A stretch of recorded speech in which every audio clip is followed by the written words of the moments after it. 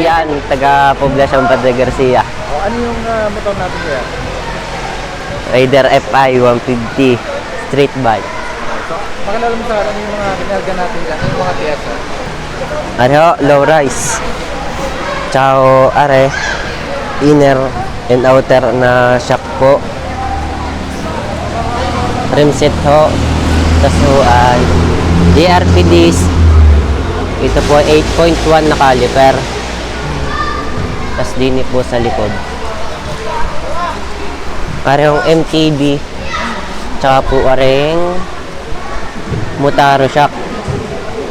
Yun lang po. Yan po. Tsaka po ram air, tsaka po velocity. Yan pa lang po. Ano ba nagpunas na rin? Wala pa ganong pyesa. Tawag natin dito kuya. Velocity po ito po yung ram air. Ano yung use niya? Ano yung purpose niya? Para po yung sa tunog niya po.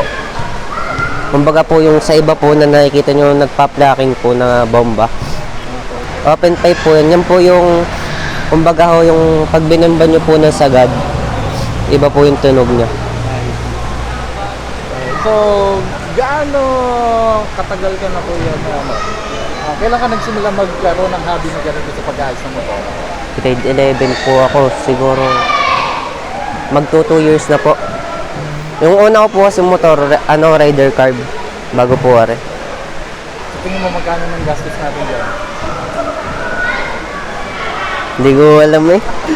Ubus na rin ho lahat ng pira. Sige, ano na yung advice natin sa mga ibang kabataan na gusto magkaroon ng ganitong hobby? Basta ang Ay, wala na yun. mag-iingat lang at ang ating paggastos ay ayos lang yan. Basta yung magsama-sama. Ayos na din yung mga bisyo.